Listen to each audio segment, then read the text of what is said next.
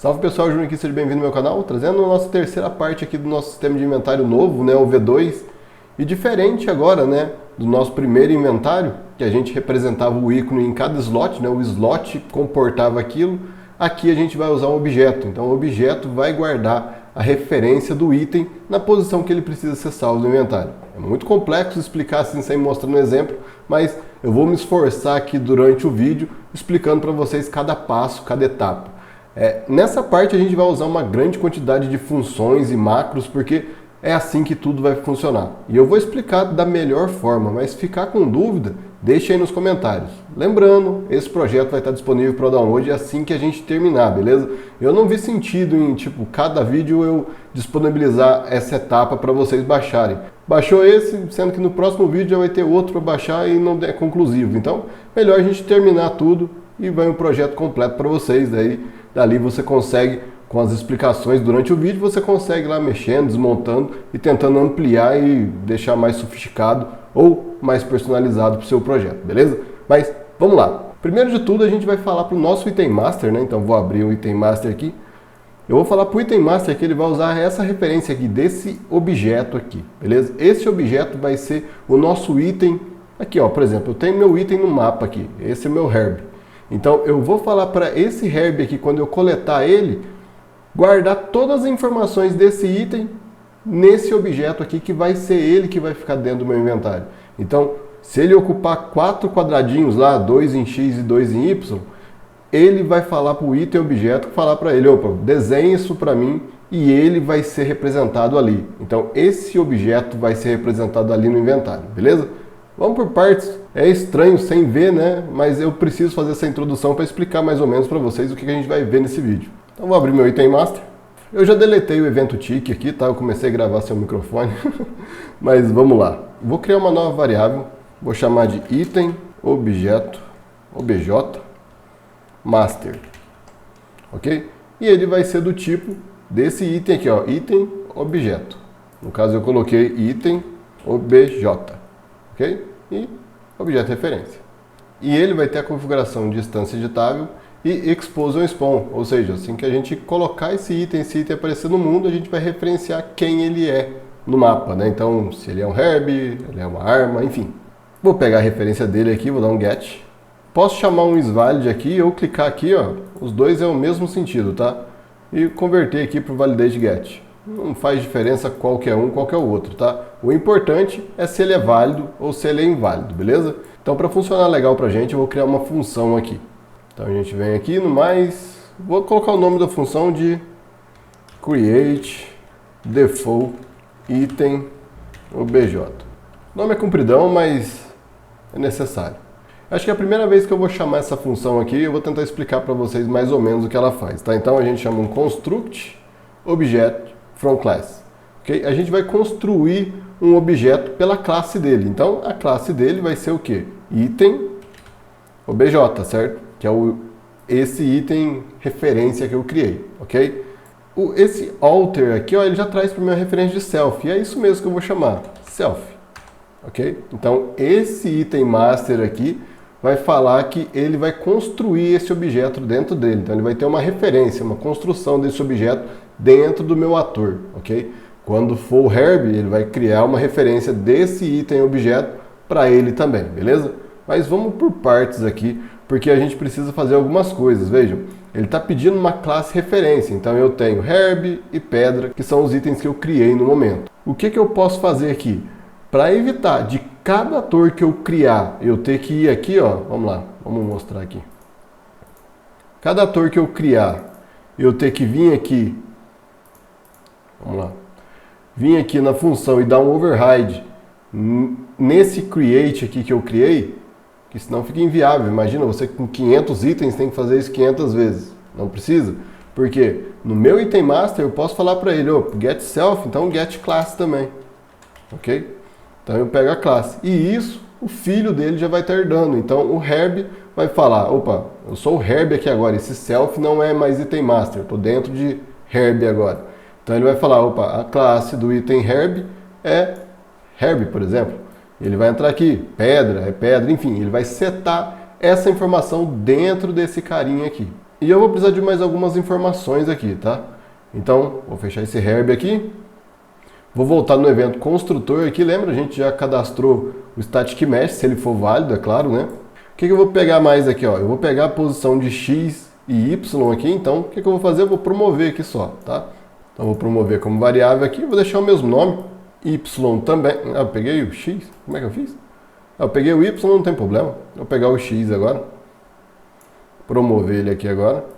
É variável normal, tá, galera? Não é local, não. Então, colocamos aqui só para ficar mais ilustrativo.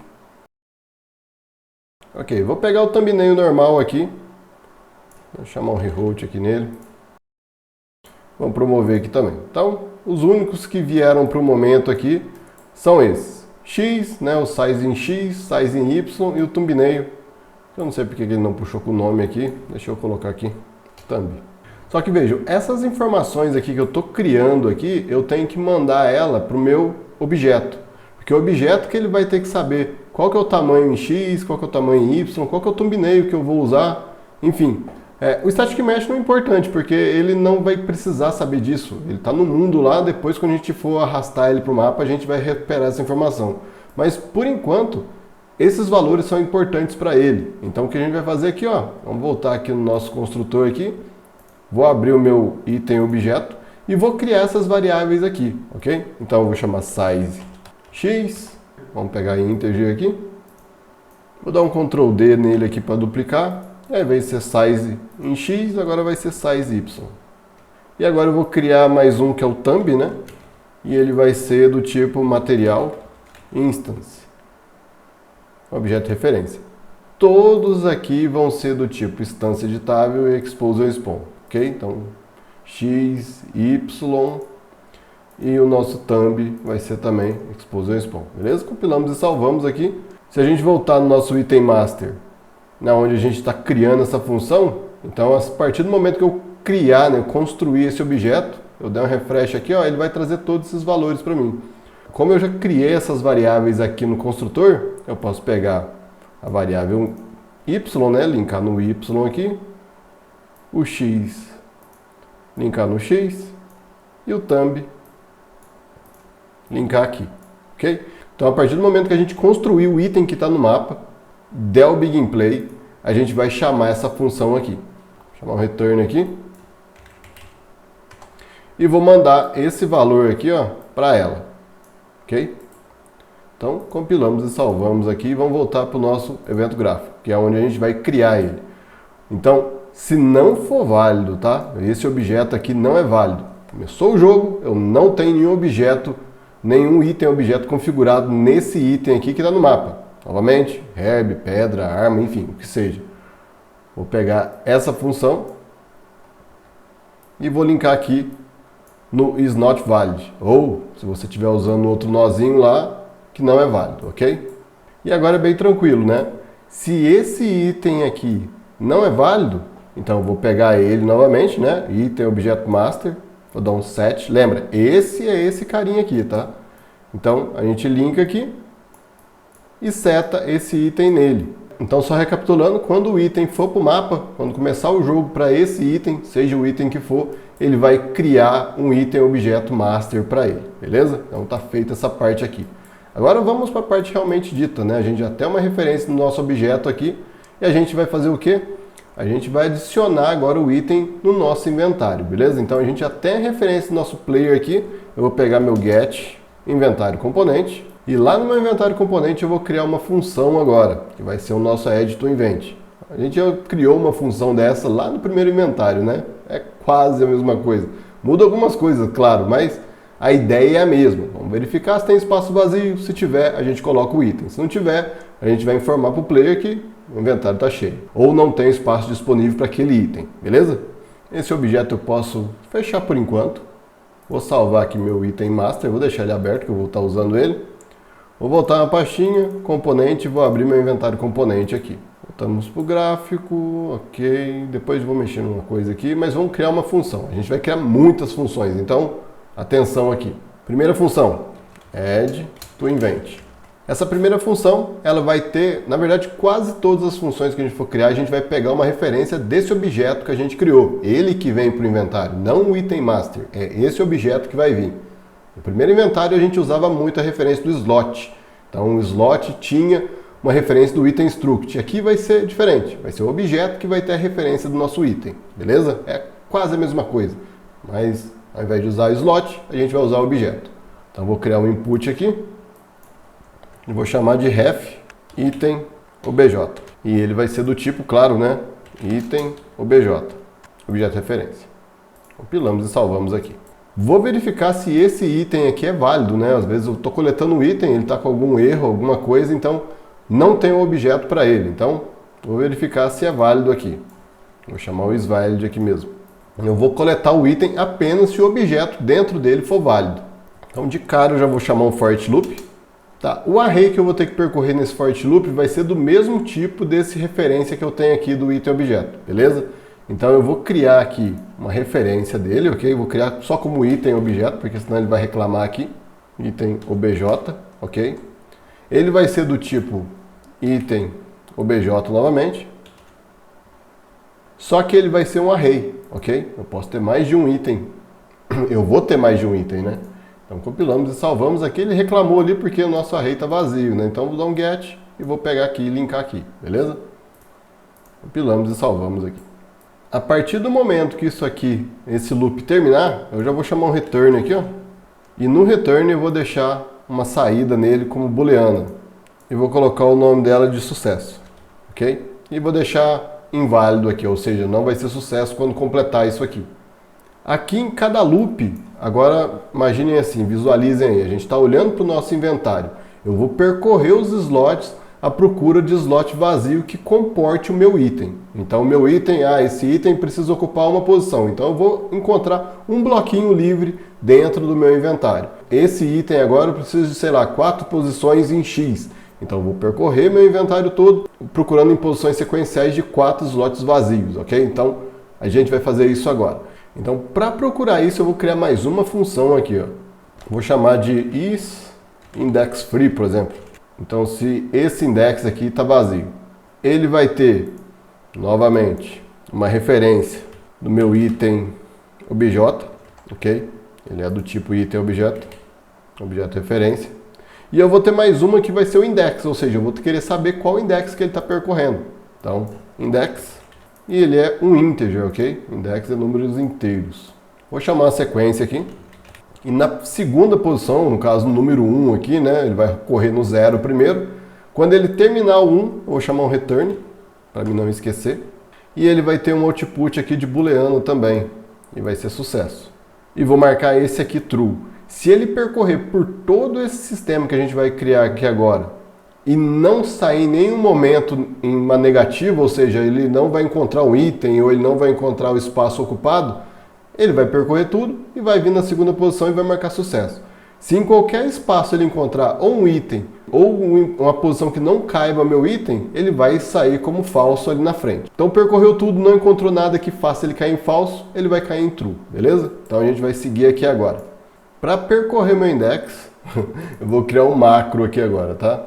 Então vou criar um macro, vou chamar ele de loop index. Tá? Ele vai percorrer todo esse sistema, ele vai percorrer todo o meu inventário para procurar espaços disponíveis para o item que a gente está tentando coletar. Novamente, a gente vai ter dois inputs aqui. O primeiro é meu ref item obj. Ele é do mesmo tipo, né? Item obj, objeto referência. E o segundo, novamente, é meu index. Meu index é integer. Vou colocar também um pino de execução aqui, tá? Então, execute. Vou colocar o nome de in, por exemplo. E vou arrastar ele para cima aqui. E vou mudar a ordem aqui também. Ó. Vou deixar o index, só para facilitar o entendimento nosso aqui, vou deixar ele na segunda posição. Então, execução, o index é a referência do nosso objeto aqui. Eu vou criar duas funções aqui, tá? Então, a primeira, duas funções, já criamos um monte, né? Mas agora, para funcionar nessa parte, vai ser mais duas funções. A primeira, eu vou chamar de index to array. O nome parece que não faz muito sentido, mas vocês vão entender mais pra frente, beleza? Vamos entrar nela aqui primeiro, já estamos nela, vamos fazer ela primeiro, depois a gente cria a outra. Ele vai ter um input, que vai ser o index, ok? A gente vai transformar ele em array aqui. Ele é integer. Para quem seguiu o primeiro inventário nosso, vai lembrar mais ou menos disso aqui. A ideia é relativamente a mesma. Vou chamar o return aqui já. E no meu return node, eu vou ter dois outputs aqui. É estranho, né? A gente entra com input e sai com dois, ok? Então vamos lá? O primeiro no caso, o primeiro output, result x. E o segundo, é tudo integer, tá? Result y. Em x, a gente vai pegar, vai chamar um mod aqui, ó. O mod é o porcento, tá? Então você pode chamar ele tanto porcento ou escrever mod. O mod aqui, a gente vai entrar em x. Só que ele, a gente vai pegar a coluna aqui, ó. Então, a gente vai pegar o index e o módulo dele de coluna vai sair em x, ok? Então, porcento é x. E a gente vai fazer a mesma coisa, só que agora uma divisão, ok? Então a gente vai dividir e vai ser o y, ok? E agora, claro, se a gente usou a coluna, a gente vai pegar a nossa fileira, ou row, né? E vamos linkar aqui. Então a gente agora vai ter a posição x e y pelo index. Por isso que eu coloquei o nome de index to array. A gente vai ter um index e vai percorrer duas posições ao mesmo tempo, x e y, ok? Selecionando essa primeira entrada, a gente vai marcar duas coisas aqui, ó. A gente vai marcar ele como puro, só para mostrar para vocês qual que é a diferença. Veja, eu vou arrastar ele aqui, ó, index to array, ok? Vou marcar ele como puro. Se você já tem experiência, você sabe o que isso faz, né? A gente seleciona aqui e marca ele como puro. O que ele vai fazer? Vou compilar, salvar aqui, né? Ele vai perder o pino de execução dele, ou seja, ele não precisa mais ser chamado por execução, ele não precisa ter um pino entrando nele para falar, execute aí. Quando eu passar reto aqui e pedir valores, ele vai trazer os valores para mim. Só que tem mais alguma coisa, né? Vamos entrar com o index aqui já? Só tem mais uma coisa. Eu vou marcar para ele também, quando a gente clicar em aqui avançado, aqui ó, na 4 mostrava aqui junto, tá? Na 5 tem que clicar aqui no advanced aqui e a gente vai marcar esse const aqui, ó, que é o constante, ou seja, ele sempre vai manter os mesmos valores, ok? Para ir além, é importante saber o que isso faz, beleza? Qualquer coisa eu trago um vídeo só explicando o que cada coisa aqui faz, tá bom? Vamos lá. Voltamos aqui para o nosso loop, eu posso fechar ele aqui, né? Não vou precisar dele. Agora a gente vai criar uma função dentro do nosso objeto que a gente vai chamar aqui também, tá? Então vou voltar aqui, vou abrir meu objeto, vou criar uma nova função, vou chamar de getSize, que vai ser para pegar o tamanho dela, tá? E aqui eu já chamo um return. E no output, né, a gente tem que selecionar o output aqui, eu vou colocar uma variável do tipo int point. Esse int point nada mais é que trazer x e y, ok? Vou colocar aqui o nome de size nesse output. E quando eu der um split aqui, ó, veja que ele traz valor de x e y para mim. Só isso. Int point, ele vai trazer um valor 2D.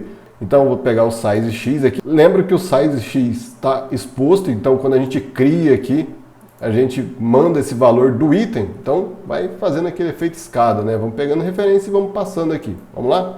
X e y aqui, beleza? Novamente, vamos selecionar o getSize e vou marcar novamente, puro e constante, ok? Ele sempre vai manter esses valores. Compilamos e salvamos aqui, posso fechar o meu objeto. Voltando aqui, aqui ó, na minha referência do meu objeto, como eu tenho a referência do objeto agora, eu vou chamar a função que eu acabei de criar. Então, getSize. E ela vai estar aqui, ó. E ele vai trazer para mim aqui, lembra? A gente mandou o XY, então se eu der um split aqui eu tenho XY. Mas eu vou manter aqui recombinado, beleza? Vou levar esse output um pouco mais para frente aqui, depois eu vou chamar ele. O que a gente vai estar fazendo aqui, ó? A gente vai estar percorrendo esse inventário nosso desde X aqui. Então, a gente está em X, vem X0, X1, vamos embora. Depois desce um Y e X continua. Desce mais um Y e continua, beleza? Então, veja, a cada loop inteiro do X, a gente usa apenas um Y. Então, eu estou no Y aqui e X vem vindo aqui. Depois a gente muda para o Y1 e vamos em X de novo, ok? Então, o looping maior é X. O Y anda pouco aqui, beleza? Vamos lá. Então, vou pegar meu resultado de X aqui, ó. O primeiro loop, né? Vou chamar um for loop aqui. Ele já entra no primeiro, lembra? Eu falei para vocês Primeiro quadradinho aqui é o nosso x, ok? Linkamos aqui, ó. E o último desse index vai ser o x mais, vou pegar o tamanho aqui ó, do getSize, vou dar um split nele aqui. Vou pegar esse x aqui, vou chamar o menos 1, ok? E vou linkar aqui, ó. Então eu vou pegar o tamanho do meu bloco em x, lembra? Ele começa a contar do zero, então a gente coloca o menos 1. Então vou pegar o tamanho em x dele, menos 1, e vou somar com esse resultado. E ele vai ser o último index aqui do meu primeiro loop. Beleza? Então eu tenho condições de percorrer todo o meu campo em x ali. Beleza? Então imagine, a gente está correndo naquela primeira fileira. Então, vou chegar isso aqui mais um pouquinho para frente. Então eu vou copiar mais um for loop aqui. Ok? Vamos linkar aqui. Eu só confundi aqui. É o y que percorre mais que o x, ok? Então imagine, a gente tem, sei lá, uma tabela 3x3. Então eu vou rodar o primeiro x aqui. Imagine esse loop aqui, ó, tá vendo? A gente está linkando pelo x. Então, entrou no 0. Ele vai vir depois y0, 1 e 2. Depois ele volta aqui. x1, y0, 1 e 2. Voltou de novo. x2, y0, 1 e 2 e a gente finaliza. Beleza? Eu só inverti aqui na explicação aqui, porque eu pensei que o x era o primeiro, mas confundi aqui na hora de explicar, beleza? Primeiro a gente corre um x e depois a gente percorre tudo no y, tá? Então, para fazer esse outro for loop aqui, é a mesma coisa que a gente fez com o x, a gente vai fazer com o y. Então, o x entrou aqui no first index, a gente vai pegar o y, vou chamar um reroute aqui, e ele vai entrar no first aqui, beleza? E igual foi o x, né, que a gente somou aqui, ó, vou pegar o y, vou somar aqui, vou dar um mais, e já vou entrar com ele aqui no last index aqui do segundo for loop, beleza? E vou pegar o y aqui, ó, vou dar um Ctrl C, Ctrl V aqui, ó, e vou entrar com o y. Então eu vou pegar o y menos 1 mais o resultado aqui de y, beleza? E a gente linka aqui no último index. Eu vou linkar aqui ó, no loop, para a gente ter uma saída de loop. Lembrando, a gente está dentro do macro, então a cada loop a gente vai sair aqui. Eu vou pegar no output, vou criar uma variável aqui, do tipo int_point, para a gente sair com os dois valores aqui, tá? Ela vai ser int_point mesmo, e vou dar um split aqui. Então, int_point x, int_point y. Ficou fácil para a gente linkar, né? Então, esse primeiro index aqui é x, eu vou levar ele para cá. Então, a gente linka em x. E agora a gente tem o index aqui para o y. E eu vou linkar o complete aqui também. Beleza? Compilamos e salvamos aqui. Ok. Terminamos aqui, vamos voltar aqui para o nosso isIndexFree. E vou chamar o macro, né? loopIndex. Então vou entrar aqui no primeiro salto aqui. Esse index aqui eu posso linkar aqui, ok? E o objeto vai ser esse carinha aqui, beleza? Você pode chamar no get aqui para não fazer esse fio ficar trançando aqui, mas eu vou deixar assim por enquanto, tá bom? Ok, aqui eu vou precisar de mais um macro e mais uma função. É muita coisa, eu sei, mas vamos por parte. A gente está fazendo aos poucos aqui para facilitar o entendimento, para não ficar confuso o vídeo, beleza? Então vamos lá, vou adicionar mais uma função aqui. Se a gente tem uma função que a gente pega o index e transforma em array, agora a gente vai fazer o inverso. Então a gente vai ter um array to index, ok?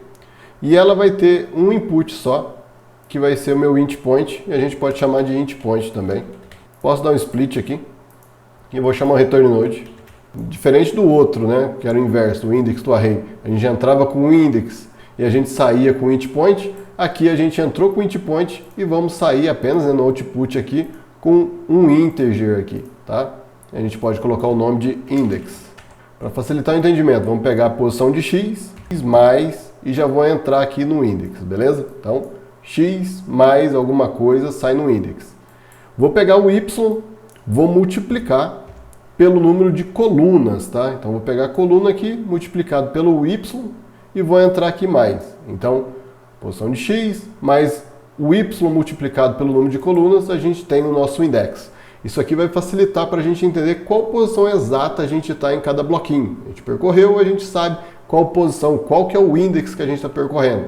É bem mais fácil, né, quando é só um slot, né? A gente percorre o slot com for each loop, a gente tem lá 50 slots, a gente percorre de um a um. Aqui não, a gente tem que ser mais dinâmico, a gente tem que pegar de duas posições converter para uma, para o sistema nosso encontrar realmente a posição que ele está querendo.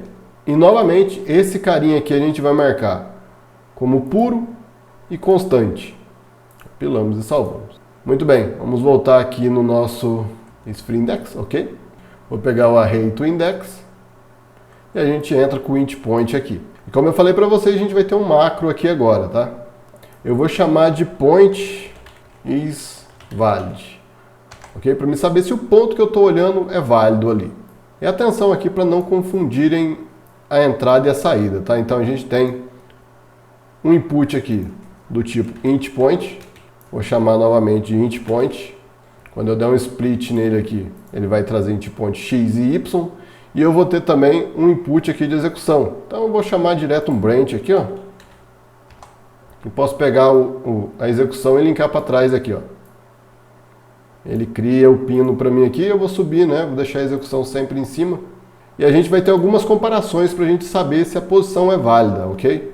Então eu vou pegar o x, vou perguntar se ele é maior ou igual a 0, tá? Então vejam, boquinha está virada para cá, boquinha. Ok? E vou chamar um end aqui, ó. Então a gente vai ter mais 1, 2, 3 aqui, tá bom? E vamos sair aqui da condição. Novamente, vou perguntar se o y agora, né, é maior ou igual a 0. Entramos aqui. A gente vai ter mais uma verificação para o x. Então a gente vai verificar se o x é menor que a coluna, ok? Então, se x é menor que a coluna e se y é menor que a fileira. E entramos aqui. Aí eu coloquei no último aqui, não tem problema. Só arrastar ele para cá para ficar organizado. A ordem não importava aqui, tá? Só para ficar organizado aqui. A gente seguir a linha lógica aqui.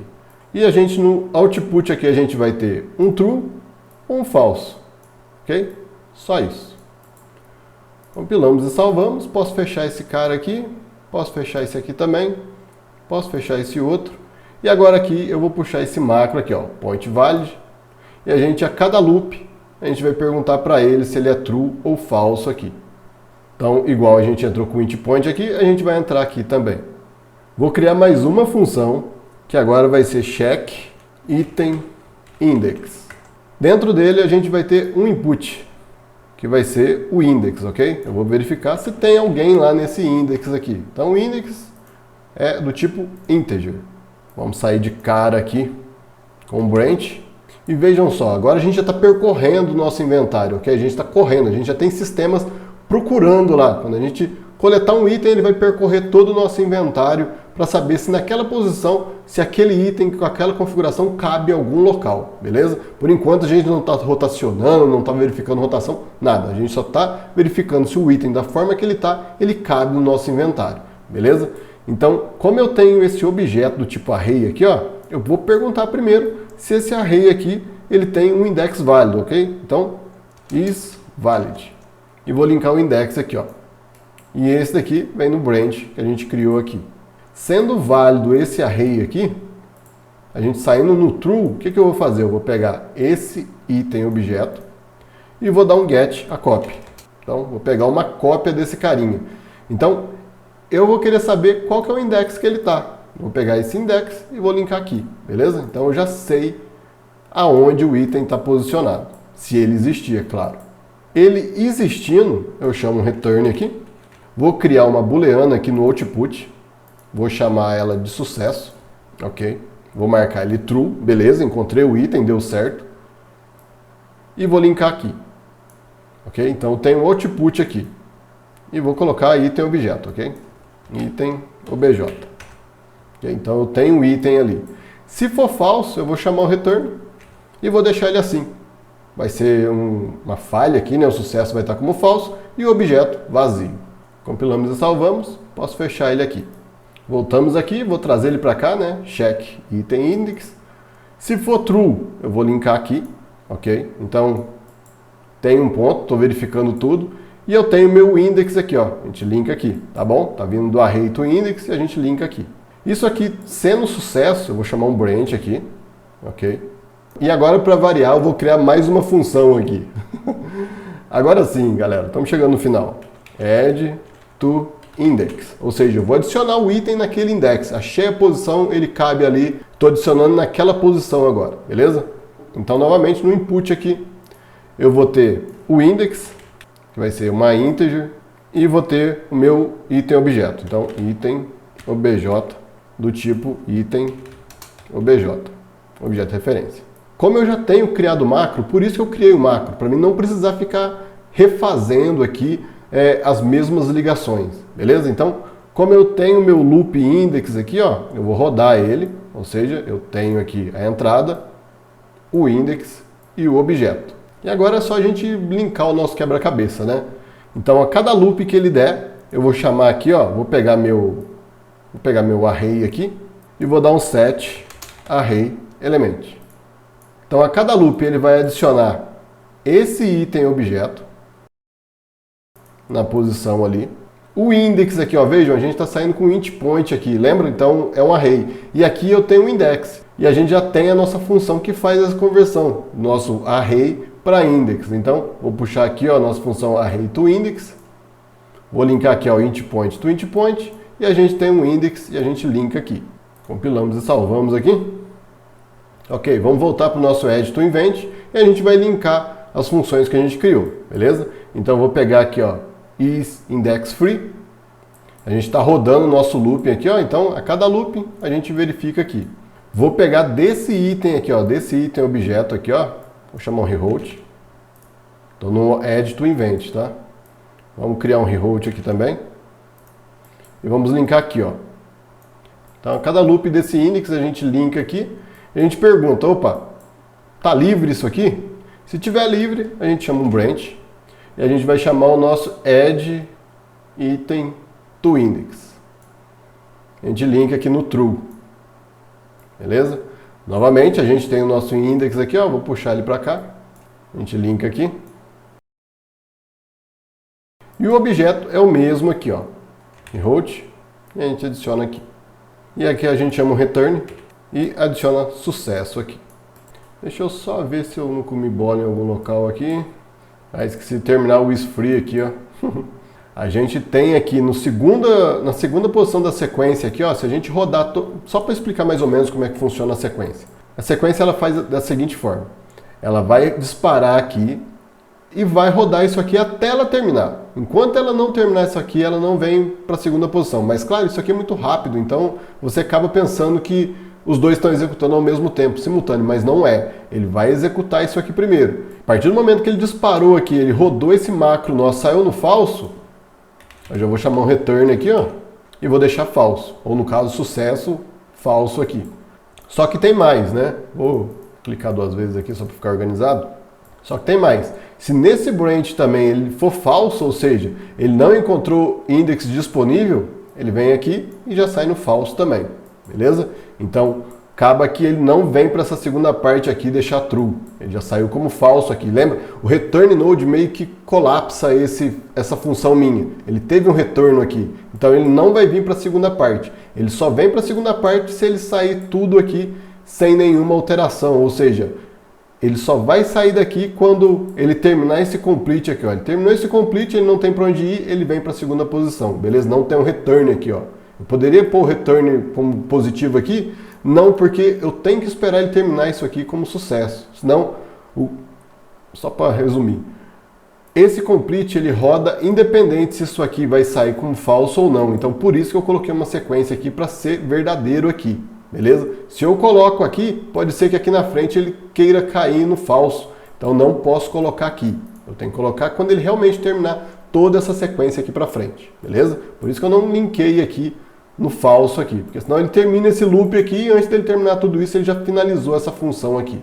Então as coisas acontecem, vamos dizer assim, em sequência aqui na Unreal. Então isso em toda a programação, né? Então tudo obedece uma sequência. Se você coloca aqui o return e tem mais uma quantidade considerável aqui de contas que ele tem que fazer, ele vai ignorar tudo isso aqui para frente porque você já finalizou, você já chamou o return aqui. Por isso que a gente chamou o return aqui para frente. Então não encontrou um ponto válido? Sai. Ah, ele não encontrou um index válido aqui que caiba nosso item.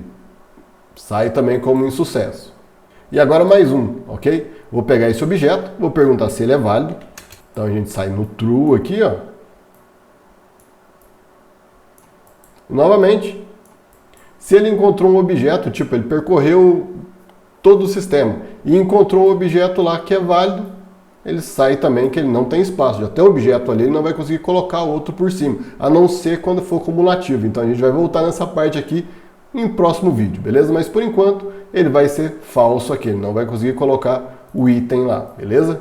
E se for inválido, ou seja, não tem item nenhum lá, ele vai vir para a nossa segunda opção aqui, né? Vai sair aqui na sequência e vai falar, beleza, tem um local ali para a gente colocar o item. Compilamos e salvamos aqui. Eu acho que depois de um tempinho aqui a gente terminou, hein? Ah, e só lembrando aqui, ó. Vejam que quando, normalmente, às vezes eu coloco aqui que eu não sei o tamanho do meu array, então eu marco aqui size to fit. Só que esse array eu tenho que saber o tamanho dele. Então o que eu vou fazer aqui, ó? Eu vou voltar no meu Begin Play. Eu vou voltar no evento gráfico aqui, vou dar um espacinho aqui no Begin Play.